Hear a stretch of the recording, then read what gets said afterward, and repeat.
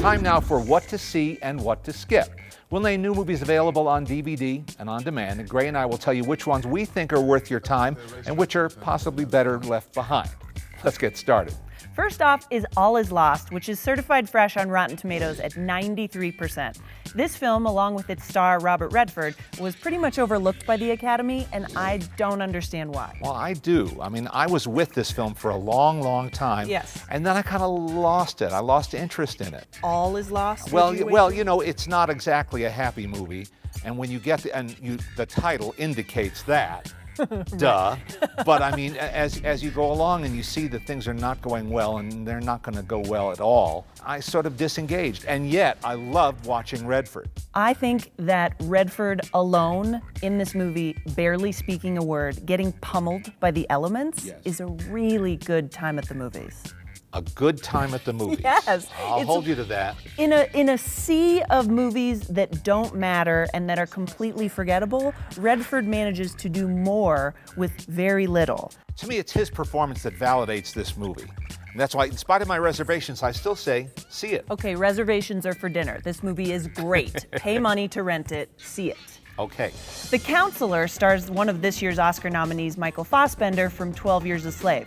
But I do not want to draw any more comparisons between that film, which was incredible, to this one. No, you don't. Which is rotten on the tomato meter at a dismal 34%. How could a movie with a cast like Cameron Diaz, Brad Pitt, Javier Bardem, Penelope Cruz, and Michael Fassbender, right? Yes. How could that make me want to escape while I was sitting there watching it? Every minute of this movie made it seem like it was too long. And it's directed by Ridley Scott. And it's written by Cormac McCarthy, the esteemed author. This is his first screenplay, but I have a feeling nobody ever said to him, Cormac, this isn't very good. Any film that Cameron Diaz uses as a reason to send a convertible windshield into therapy, I think is just the worst.